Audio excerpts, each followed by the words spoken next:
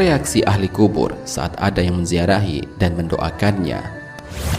Pada masa awal Islam, Rasulullah SAW pernah melarang praktik ziarah kubur seperti sekarang ini. Akan tetapi, kemudian Rasulullah SAW memperbolehkannya karena ada banyak manfaat dari ziarah kubur tersebut. Salah satunya adalah dapat melembutkan hati dan mengingatkan seseorang pada kematian. Hal ini sebagaimana dijelaskan dalam sebuah hadis.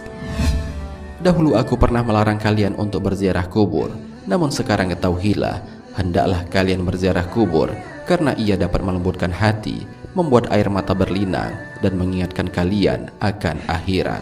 Namun jangan kalian mengatakan perkataan yang tidak layak ketika berziarah. Hadis riwayat Al-Hakim.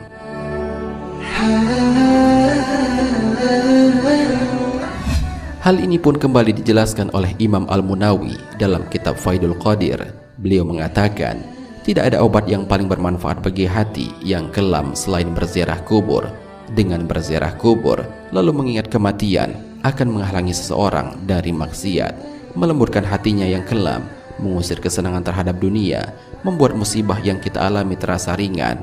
Ziarah kubur itu sangat dahsyat pengaruhnya untuk mencegah hitamnya hati dan mengubur sebab-sebab datangnya dosa. Tidak ada amalan yang sedahsyat ini pengaruhnya.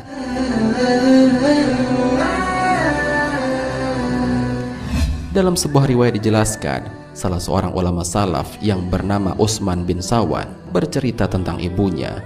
Ia adalah seorang wanita yang ahli ibadah.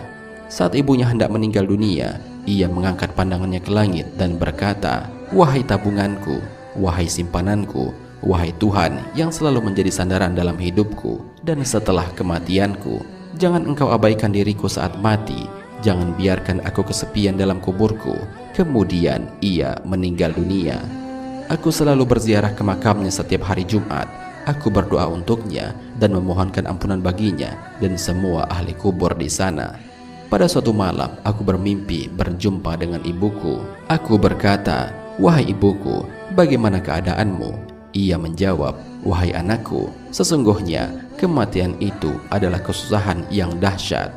Aku alhamdulillah ada di alam barzah yang terpuji. Ranjangnya harum dan bantalnya terdiri dari tenunan kain sutra."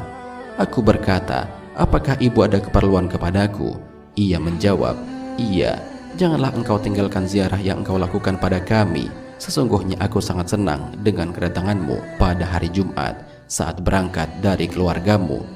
Orang-orang bakal berkata kepadaku, 'Ini anakmu telah datang.' Lalu aku merasa senang dan orang-orang mati yang ada di sekitarku juga merasa senang."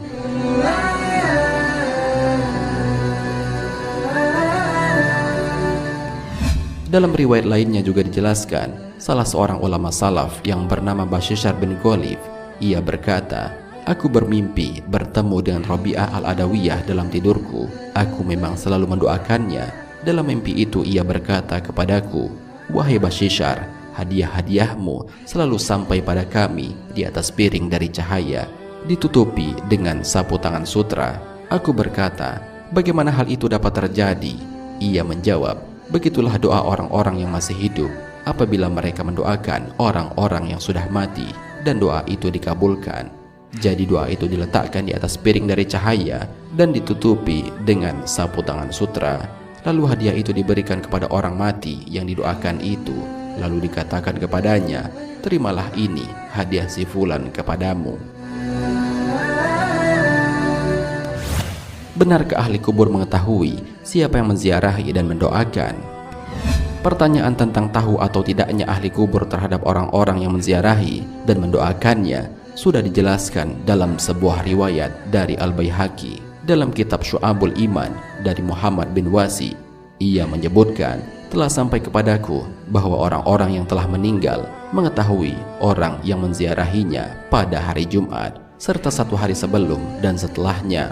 Hal ini juga ditegaskan oleh As-Sayuti sebagaimana riwayat Al-Ukaili dari Abu Hurairah. Seorang sahabat bernama Abu Razin pernah bertanya kepada Rasulullah SAW, "Wahai Rasulullah, jika aku mau berjalan melewati kuburan orang-orang yang telah meninggal, adakah ucapan yang dapat aku sampaikan ketika melewati mereka?"